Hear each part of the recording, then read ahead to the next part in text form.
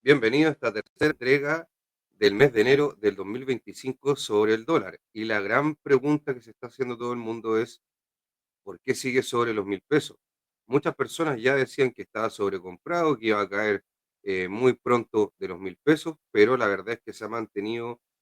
bastante sólido sobre ese nivel de los 1.000 pesos. También el IPC de Estados Unidos en algún momento se pensó que podía ser un factor de más debilidad para el dólar, pero la verdad es que fue algo transitorio y después terminó subiendo nuevamente el DXY el día viernes y el cobre cayendo. Así que vamos a revisar absolutamente todo lo que pasó esta semana para que estés informado con lo que pasa con el dólar y qué o cuáles podrían ser a lo mejor niveles ya para la próxima semana, dependiendo de qué es lo que estemos viendo. Entonces, como les dije, tercera semana de enero del 2025, en donde vamos a ver un poco macroeconomía internacional. Nacional no hay muchos datos relevantes por el momento. Derivados de tipo de cambio, algo que no habíamos visto y que vamos a empezar a incluir dentro de estas entregas, ya que son bastante relevantes para ir monitoreando y cada día vamos a ir, digamos, puliendo un poco más la información que le vamos a ir entregando con respecto a los derivados de tipo de cambio y también progresivamente para que sea entendible a todos los espectadores que les interese aprender sobre las variables que influyen en el tipo de cambio. El cobre también es bastante importante, sobre todo para nuestro país, Chile, el DXY, que es una medida del dólar a nivel internacional contra una cesta de las 6 monedas más fuertes del mundo, solamente sacando ahí al yuan de China, que también lo miramos por la relevancia que tiene como principal socio comercial de Chile, y obviamente que por ahí, al ser nuestro mayor socio comercial internacional, nos ingresan dólares. Y luego vamos a analizar un poco el gráfico del tipo de cambio. Y acá nos vamos ya a la macroeconomía, en donde tenemos el IPC de Reino Unido. Recuerden que Reino Unido es, si no recuerdo mal, la tercera moneda más relevante del índice de XY, por lo tanto, siempre es importante mirar los datos más importantes o los datos más relevantes del Reino Unido. Acá está el IPC, el cual estuvo en un 2,5, más bajo, un poquito más bajo al esperado, que era un 2,6, y el dato anterior era un 2,6. Por lo tanto, se está viendo una cierta estabilización en la inflación en el Reino Unido. El otro dato principal que tuvimos del Reino Unido fue el PIB, que la verdad está bastante alicaído con un crecimiento más bajo también al esperado, de un 0,1%, con un esperado un 0,2% y un dato previo un menos 0,1%. Lo que vemos es ahí una economía bastante estancada en su crecimiento y es justamente lo que se puede ver en este gráfico de un poco más largo plazo, en donde desde el tercer trimestre del 2022 hasta la fecha, exceptuando a lo mejor por un trimestre ahí de el 2024, el primero, si no me equivoco, exactamente el primero, la verdad es que crecimientos bastante planos y obviamente que viendo el crecimiento y la inflación, vemos que el Reino Unido está un poco desacelerándose y por eso también tiene una inflación que está un poco a la baja. No es muy positivo para el Reino Unido y eso obviamente que influye en el tipo de cambio del dólar con la libra esterlina y eso impacta también en nuestro índice DXY, del cual les he hablado bastante. Otro dato importante fue el IPC de la eurozona. Había una confirmación de algunos países que tenían que entregar y la verdad es que estuvo en línea en un 2,4%, en donde se ve que ha habido desde septiembre un breve repunte, al igual que por ejemplo en Estados Unidos, pero acompañado de un menor crecimiento. Y la verdad es que la eurozona está aún con cierta debilidad, sobre todo por Alemania y por Francia, países claves, digamos, principales dentro de esta zona euro. Alemania el motor durante muchos años de la economía de Europa, sobre todo por la parte industrial, y Francia también un país que tiene una relevancia bastante importante. Así que con datos en línea para el IPC de, de la eurozona. Otro dato también que era relevante, y a pesar de que salió positivo, siguen habiendo problemas deflacionarios y ahora hablamos de China. En China tuvimos un PIB, perdón, del 5,4%, más alto del esperado de un 5% y más alto del dato anterior que fue un 4,6%. Como se puede ver acá en el gráfico, esta última barra, que fue el último dato que justamente estamos mencionando, fue el más alto hasta el Q2 del 2023. Por lo tanto, un dato bastante positivo en cuanto a crecimiento para China, pero hay problemas con China, sobre todo con temas deflacionarios. De hecho, no lo tenemos acá en la presentación, pero si uno ve las tasas a 2 años de los bonos de China y las tasas a 10 años, sobre todo también, están en un nivel bastante bajo, de hecho bajo el 2%, lo cual muestra ahí una desaceleración esperada por el mercado, digamos, de renta fija de China, de su crecimiento y también un tema deflacionario bastante importante que en algún momento le podría afectar de menor medida, o sea, en mayor medida. Hay que recordar que han habido bastantes estímulos a la economía china en estos últimos tiempos. De hecho, hace muy poco hubo una inyección de liquidez a través de repos, pero la verdad es que no han aumentado o no han tenido, digamos, lo que se espera como repunte en la economía china. De hecho, justamente acá vemos un gráfico de Bloomberg, el cual nos dice que si se mide la inflación por distintas métricas, todas van indicando que está con un crecimiento negativo o en una zona deflacionaria. Por ejemplo, en la curva negra tenemos el deflactor del PIB, el cual también nos dice que está ya bajo en la cota del 0%. El precio al productor, que de hecho, por ejemplo, lo vemos bastante en Estados Unidos con el IPP, también está bastante bajo en cuanto a crecimiento, a pesar de un pequeño repunte ahora ahí al último, como pueden ver en ese último dato. Y en cuanto a los precios al consumidor, estos están prácticamente en la cota cero. Por lo tanto, ahí se ve que ya lleva 2 años, según este gráfico de Bloomberg, China con deflación, y esto le está afectando en su crecimiento. Y ojo, que podría empezar a afectar la demanda que hay por bienes extranjeros o materias primas, y en el caso de Chile podría afectar por el cobre. Hay mucha gente que, de hecho, en la entrega anterior vimos que había un superávit en cuanto a las importaciones chinas o exportaciones del resto de los países, pero esto era por un sobrestock que estaba haciendo la potencia asiática por posibles tarifas de Donald Trump, y un poco el temor ante esas tarifas hicieron de que muchas empresas, etcétera, se sobreestoquearan de estas materias primas que las ocupan sobre todo para su parte industrial, que es un factor relevante en la economía china. Y una cosa que siempre lo estamos recordando en estas entregas es por qué hoy en día el dólar, o uno de los factores, por qué hoy en día el dólar está más fuerte que el resto de las economías. Y acá tenemos una gráfica muy interesante que se ve desde el año 2015 y en donde se puede apreciar la tendencia de las economías en línea punteada y el dato real o digamos la trayectoria económica que ha tenido el PIB para cuatro economías que son Estados Unidos, que está en la parte superior izquierda, en la parte superior derecha la eurozona, en la parte inferior izquierda China y en la parte inferior derecha Japón. ¿Qué es lo que quiere decir este gráfico? Si ustedes se fijan, después de la crisis del COVID, en donde todas las economías tienen una caída bastante importante, Estados Unidos es la única, el gráfico arriba a la izquierda,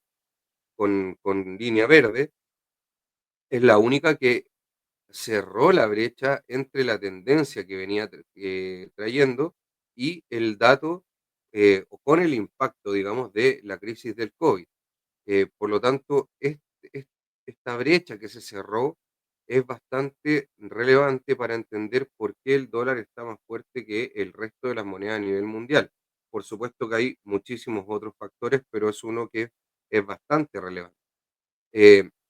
en la eurozona vemos cómo después de la caída acá, después de eso no ha podido cerrar la brecha con la línea de tendencia o esa diferencia, esa brecha con la línea de tendencia,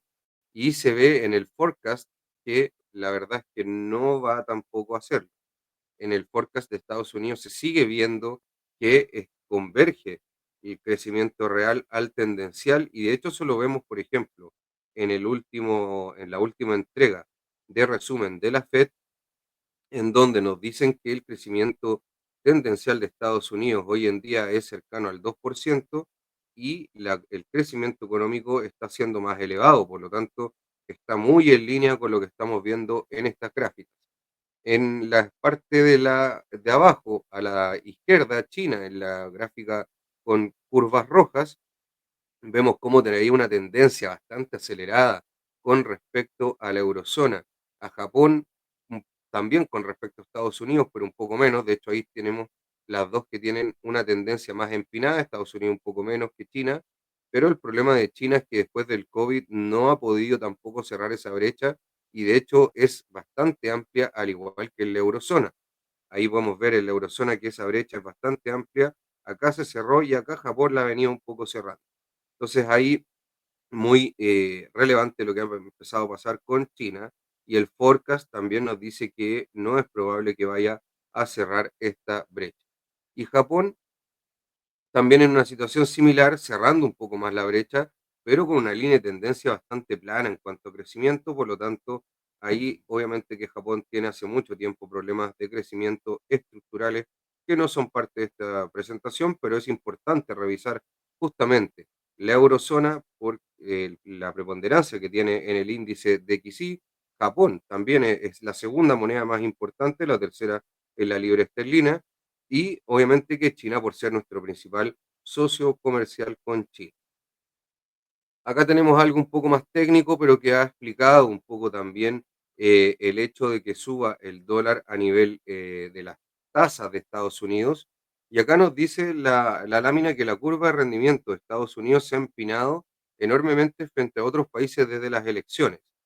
Por eso los diferenciales de tipo a más largo plazo han subido más que los de corto plazo.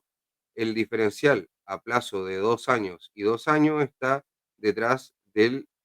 2016, que justamente es el gráfico de la izquierda, pero el diferencial de 5 años y 5 años que está en el centro y el diferencial de más largo plazo de 10 años y 10 años no lo están. Y esto ha hecho subir el dólar. Podemos ver acá cómo después de la línea roja, que es el día de la elección, eh, el diferencial de tasas que se ha visto en noviembre, el 8 de noviembre, es mucho mayor en el diferencial de corto plazo, mientras que cuando vemos que en el de 5 años y en el de 10 años, este se acrecenta un poco más. Vemos también cómo después el del día 5, por ejemplo, ya, el día, para que se entienda el gráfico, que es un poco complicado, el día 5 de noviembre teníamos este diferencial de tasas y en el día 8 tenemos la curva negra para el de 2 años. Para el de 5 años pasó exactamente lo contrario. Acá se mantuvo un poco el diferencial de tasa. En cambio, acá el día 8 cae con respecto al día 5.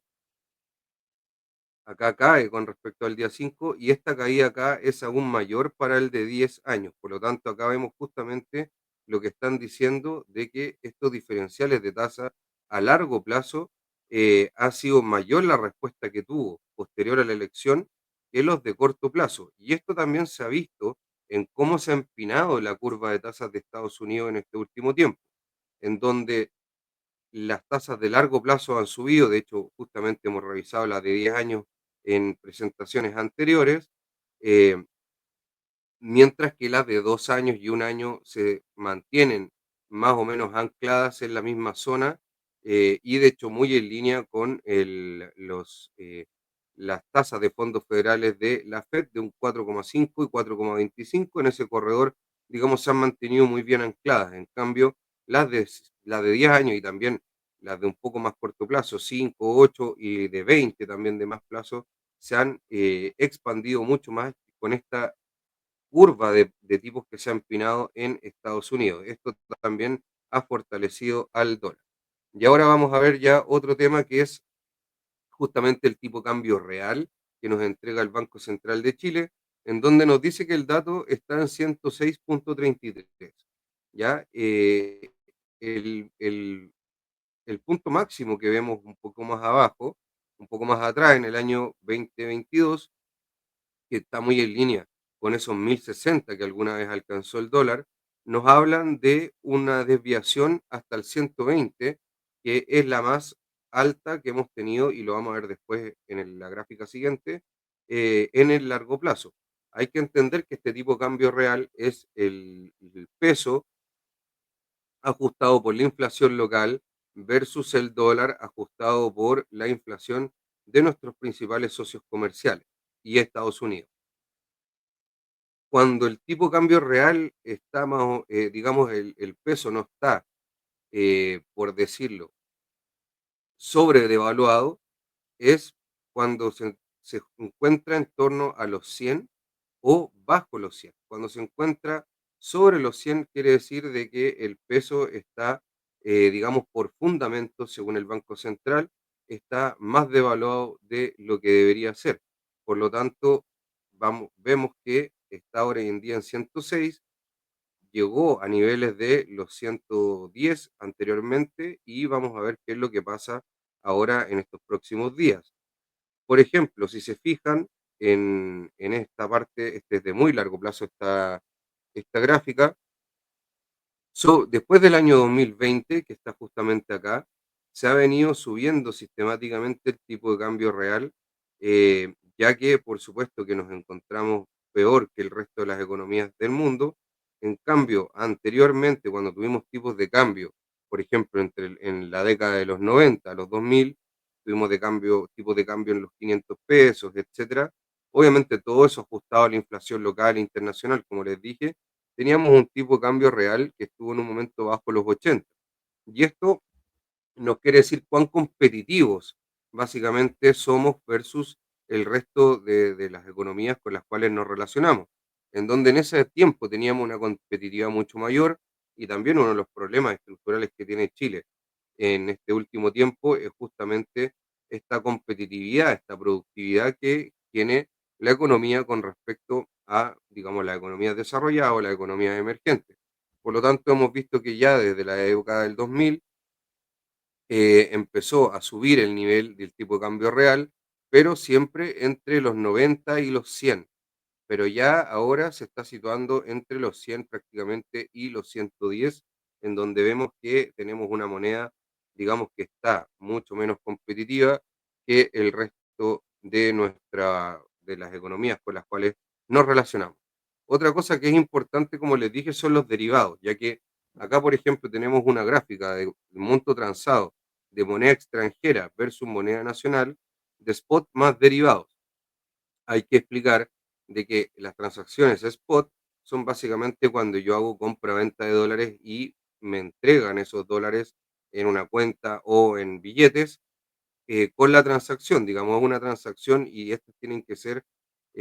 digamos, con el mercado de dólar abierto.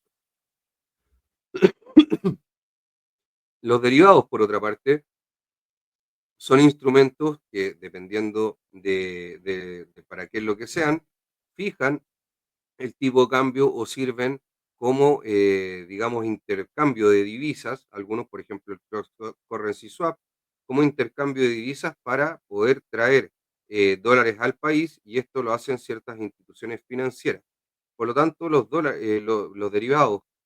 también está, los extranjeros que a veces apuestan a favor o en contra del peso chileno, que también lo hacen a través de estos instrumentos, y por eso obviamente nos interesa ver un poco esa pata, y lo vamos a ver en las próximas láminas. Pero lo importante y lo que les quiero mostrar con esta gráfica es que, si pueden ver, de la barra completa, la parte celeste son las transacciones con derivados que tenemos en la economía local, mientras que las transacciones en mercado spot son las que están en verde. Y se puede ver cómo las en derivados han venido creciendo y son mucho mayores generalmente que las transacciones spot. Por lo tanto, no ver este tipo de mercado, no entenderlo bien, es básicamente estar operando un poco a ciegas. Así que por eso vamos a empezar a integrar digamos, eh, parte que hay que ver, que es muy relevante a mi gusto, de, el tipo de cambio a través de estos derivados que muchas veces nos mueven el mercado, ya que como vimos tienen un volumen muy importante, sobre todo de entidades extranjeras, y ahora vamos a entender un poco en las próximas láminas la, digamos, dinámica que existe. Pero lo que les quería mostrar justamente es un poco más de largo plazo que la gráfica anterior, en la que está a la izquierda, cuánto es el monto spot y en derivados que se transa en el mercado local. Esta es la fuente del repósito central de derivados del Banco Central de Chile. Y ahí vemos desde el año 2022 hasta noviembre del año 2024 cómo han venido siendo parejos los montos de transacción en derivados que son sobre los montos spot. En la gráfica del lado derecho, más que nada como para que lo sepan, no es importante que analicen estos instrumentos en profundidad. eh,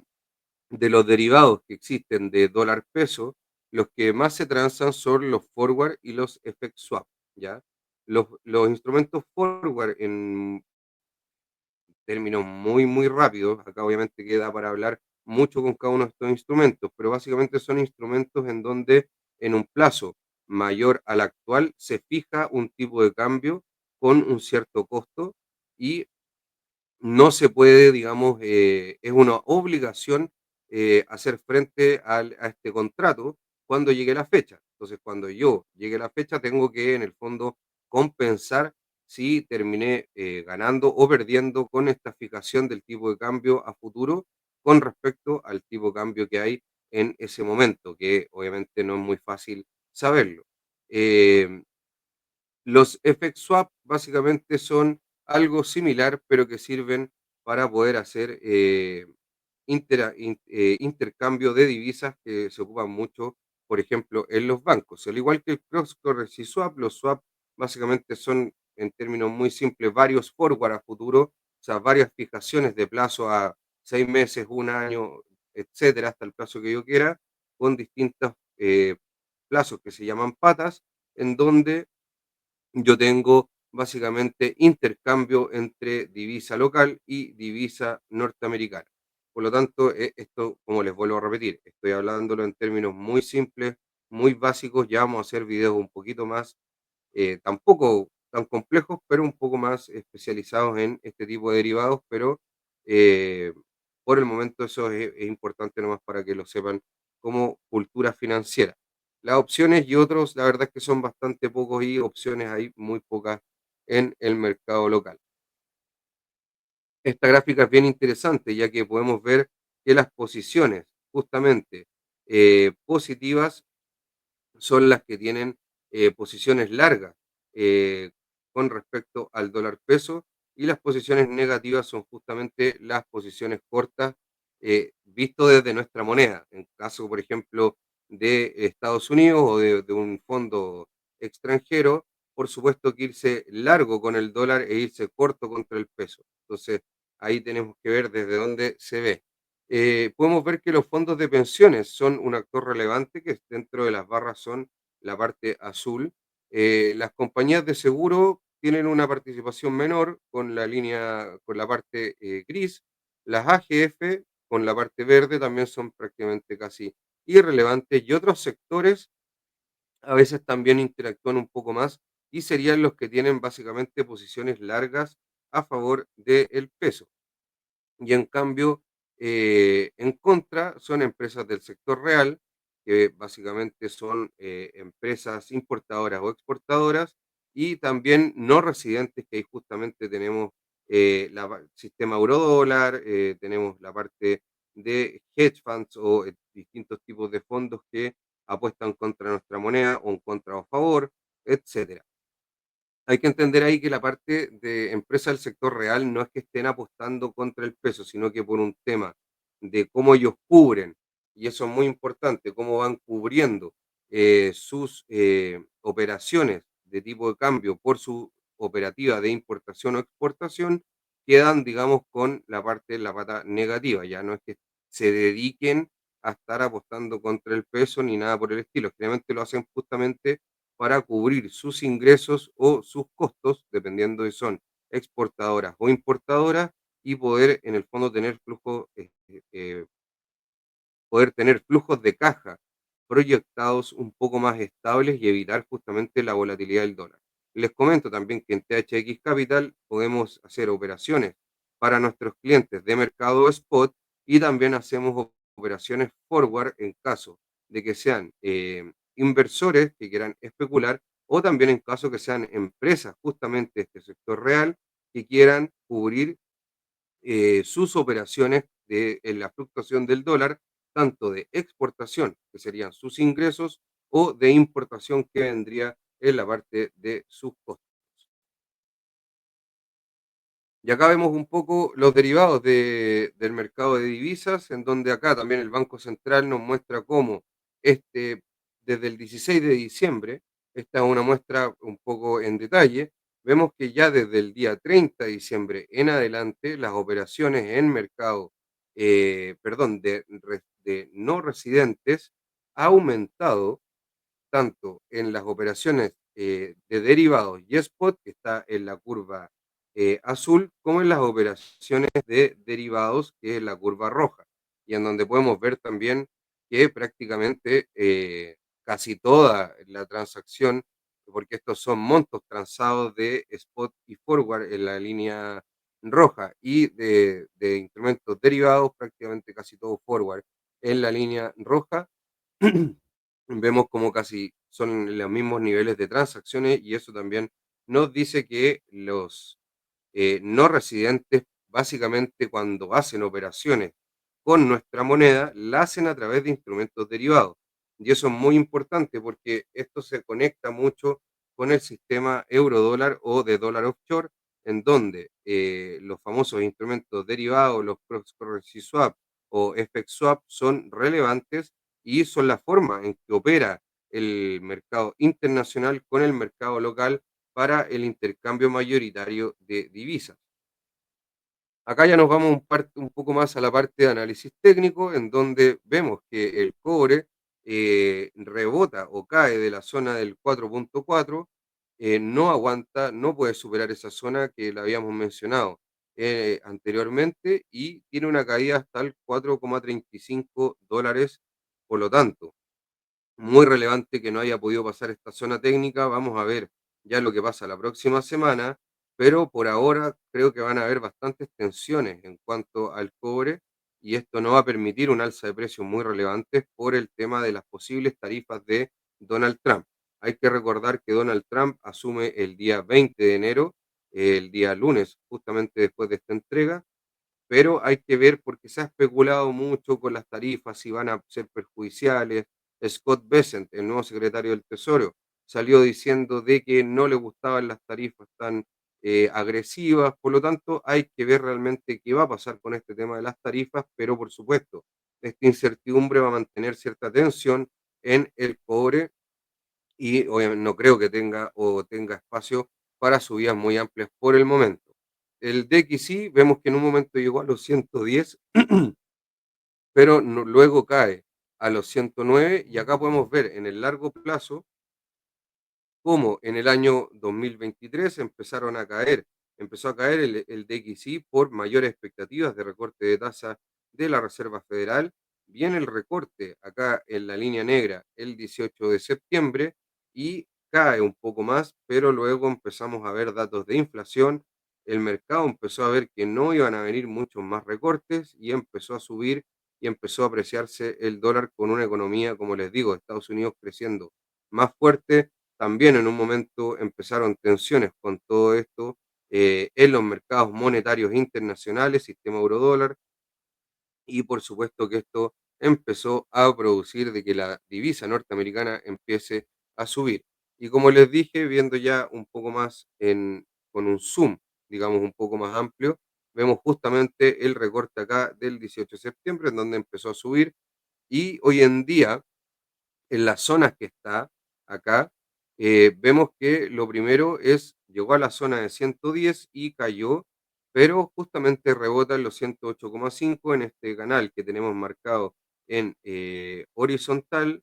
justamente ahí por un tema de análisis técnico tenemos marcado ese canal ahí, y en 108,5 rebota. Esto justamente estuvo también muy condicionado con el dato de IPC de Estados Unidos, el cual salió un poco mejor al esperado. eh, y después posteriormente eso sube el DXY,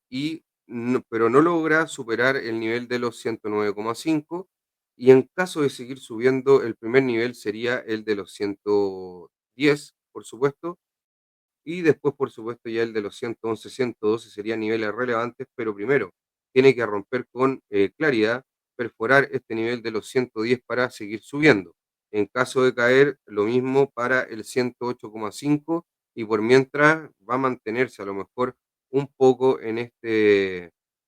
canal lateral entre los 110 y los 108,5. Así que hay que ver ahí para dónde empieza a romper el DXY ya el día lunes, martes. Recordar que el lunes es feriado en Estados Unidos, así que yo creo que el martes se va a ver un movimiento un poco más real de cómo va a estar el DXY a futuro en la próxima semana. Como les vuelvo a repetir, niveles de 110 hacia arriba, 108,5 hacia abajo, y si sigue subiendo ya el 111, 112.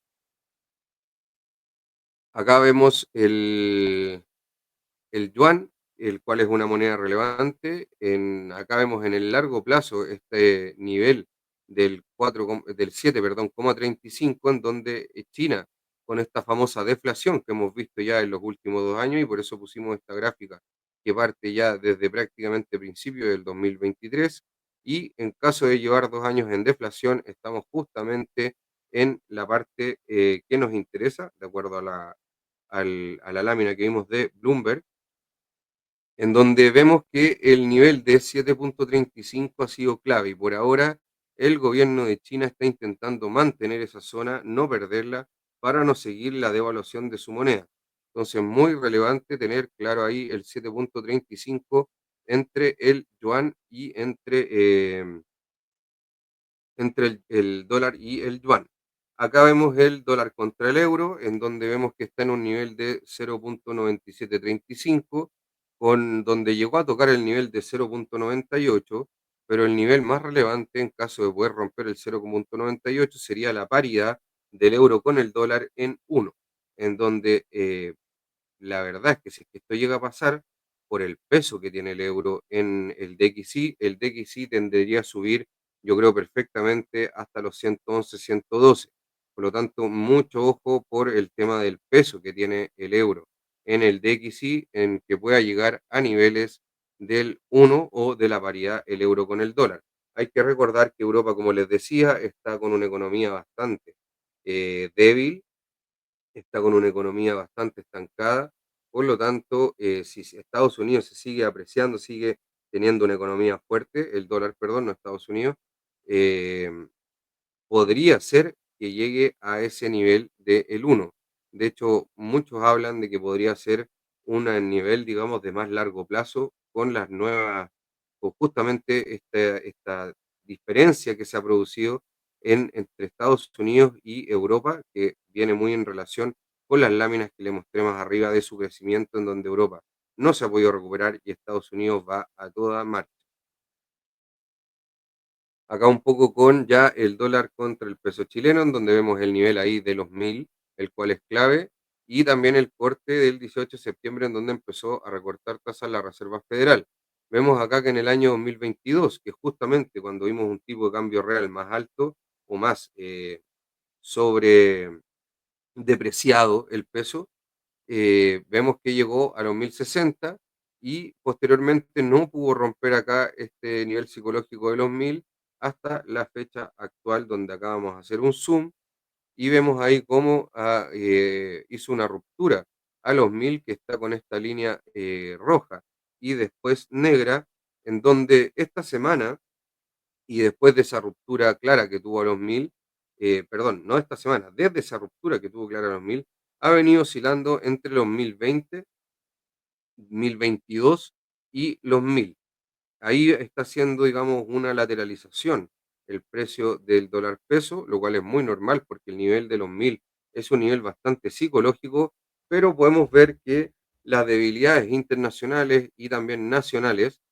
podrían hacer de que el dólar peso pueda seguir subiendo. Mucho ojo en Chile con la reforma de pensiones y con los déficits estructurales futuros que podría generar, ya que el tipo de cambio también tiene una relación bastante importante con la mayor cantidad de deuda que es generada por déficits fiscales. Entonces, muchos acá, 1020 si lo llega a romper, 1020, 1022, ya mucho ojo con el 1030, 1040 como zonas, en caso de que pierda los 1000, que es justamente este canal que yo les decía entre los 1000 y los 1020, el 980 podría ser un nivel de caída que también habría que tener muy presente. Así que mucho ojo con esos niveles y hay que ir monitoreando día a día lo que pasa con el dólar, ya que está en un nivel bastante importante sobre los 1000 y en caso de mostrar más fortaleza del dólar podría seguir subiendo o en caso contrario seguir bajando. Antes estábamos un poco más superditados eh, al escenario internacional y hoy en día yo creo que al escenario internacional y también nacional por justamente todo el tema de la reforma de pensiones, sin entrar en si es buena o mala, podría producir déficit fiscales y también problemas en el mercado laboral, lo que podría deteriorar aún más la economía local y esa diferencia entre la economía local y la economía norteamericana podría también deteriorar un poco más al peso. Y para los próximos días de esta semana tenemos en Estados Unidos PMI, tanto de servicios como manufactura, que nos van a ir dando una idea de la fortaleza de la economía norteamericana, y también Initial Jobless Claims, que es muy importante para el mercado laboral, en donde hemos tenido cifras últimamente bastante positivas con respecto a lo que venía haciendo antes el mercado laboral y sorprendiendo a muchos el mercado, o sea, la economía norteamericana, su fortaleza. Y ojo con Japón, que la semana pasada tuvo unos feriados y la verdad es que no fue tan irrelevante a nivel macroeconómico, pero esta semana tiene decisión de tasas de interés, en donde se está hablando por varias personas del Banco de Japón que podrían haber alzas en la tasa de interés, lo cual apreciaría a su moneda, al yen, que es la que tiene el segundo mayor peso en el DXY. Las que tienen mayor peso son el euro, el yen, la libra esterlina y después ya vienen con un menor peso ¿cómo se llama? La corona sueca,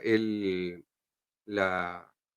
el franco suizo y también el dólar canadiense. Por lo tanto, muy importante la decisión de tipos que pueda tomar Japón, una apreciación del yen y también mucho ojo con posibles movimientos y volatilidad tanto en el dólar como en la renta variable norteamericana. Recuerden que la última vez que hubo decisión al alza de tasas de interés y que después,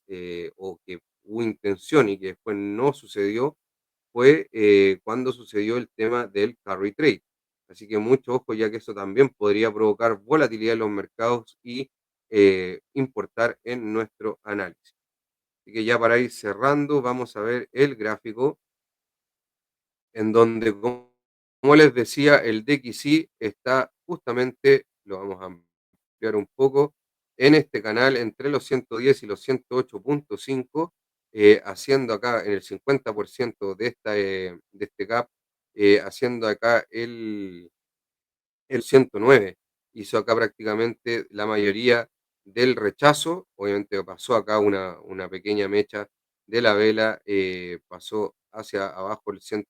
8.5, pero justamente esta es la base del gap y acá quedó justamente en la parte superior, así que posiblemente podría ser ruptura y el nivel del 110, luego 111 y 112 son claves. En caso de perder estos 108,5, los 108 vendrían ya siendo otro nivel importante y ya después habría que ver niveles más o menos acá en torno a los 107,8, 108 más o menos el mismo nivel. Después ya el otro nivel vendría siendo ya el 107. Por lo tanto, muchos países con lo que vaya haciendo el DXY, la verdad es que no tenemos tantos datos macroeconómicos importantes en la economía norteamericana para que puedan realmente mover después del IPC la aguja de cómo se está viendo la economía de Estados Unidos, pero también es importante el tema del mercado laboral y de los PMIs. Mucho ojo acá también, como les decía, con el dólar con el euro, en donde vamos a ver acá un poco más de largo plazo, en donde justamente vemos acá este tipo de cambio 0,9725, muy cerca de este 0,98 y la paridad del uno sería ya una fortaleza para el dólar muy, muy relevante. Acá justamente vemos cómo desde el 18 de septiembre también empieza esta ruptura del euro y muy similar a lo que hace el DXY, por eso tiene el 50% prácticamente el DXY, un poquito más es el euro, así que mucho ojo acá con la economía de Europa y que no vaya a pasar estos niveles de 0 puntos, que como les decíamos, también es relevante, vemos cómo ha venido creciendo este último tiempo, depreciándose el yen contra el dólar, eso significa ese crecimiento, y ahora vemos cómo está cerca de llegar a estos máximos anteriores, que justamente después de esto, en julio del 2024, vino todo este tema del carry trade, bajó y ahí es donde produjo estos problemas en la renta variable norteamericana y en tasas de interés también de Estados Unidos, los famosos treasuries. Así que mucho ojo acá con lo que está haciendo el yen y en caso de que haya una subida de tasa de interés, muy probablemente venga acá a buscar esta zona de los 149 y si no ya, bueno, habrán zonas intermedias, pero si no ya mucho ojo con esta zona ya de los 139,5, que es justamente este punto de rebote, miren acá, 140, perdón, en donde ya rebotan estas dos veces esta apreciación, perdón, del yen contra la moneda norteamericana cuando baja y cae, y después hubo un rebote al alza, por lo tanto, mucho ojo con esta zona del 140, como les decía acá. De hecho, la voy a dejar marcada para que se pueda ver bien de forma gráfica y sea un poco más didáctico para todos. Como también les decía, la libra esterlina también depreciándose contra el dólar, pero aún le queda un poco más para poder llegar a una depreciación realmente importante. Y también acá la paridad sería ya a niveles críticos, a pesar de que por ahora falta para eso, pero en depreciación también el, la libra esterlina contra el dólar. Lo mismo pasa con ya el dólar australiano, el cual sigue teniendo debilidades, es muy impulsado acá también por temas políticos que ha tenido con su presidente, elecciones, etcétera. Por lo tanto, mucho ojo ahí con el dólar australiano, que también está aportando en la apreciación del dólar a nivel internacional, medido por el DXY, y acá la corona sueca, también en niveles de depreciación bastante altos, ya el próximo nivel sería acá el 11,5 prácticamente, y el franco suizo resistiendo un poco más, pero también con una depreciación después acá del 18 de septiembre. Así que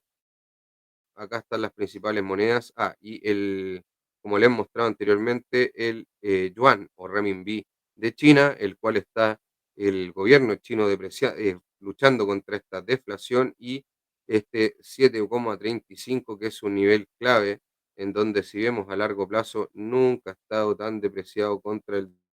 dólar la moneda de China, por lo tanto, muy relevante. O sea, si ha estado antes, vamos a ver a nivel semanal, se ha estado más depreciada anteriormente, pero por supuesto que eso no le conviene al gobierno de China y vemos acá en el largo plazo cómo está manteniendo ese nivel y ojalá no lo pierda porque ahí también podríamos tener mucho más problemas para China en un futuro. Con eso ya nos vamos despidiendo, que estén muy bien, muchas gracias y nos vemos en la próxima entrega. Ya tienen los niveles claves del dólar para la próxima semana, cuáles son las decisiones importantes macroeconómicas, qué es lo que está pasando a nivel de derivados y qué es lo que está pasando a nivel de monedas y cuáles serían más o menos niveles a considerar para no tener, digamos, mayores movimientos con el dólar peso, tanto al alza o a la baja. Que estén muy bien, nos despedimos, chao, chao.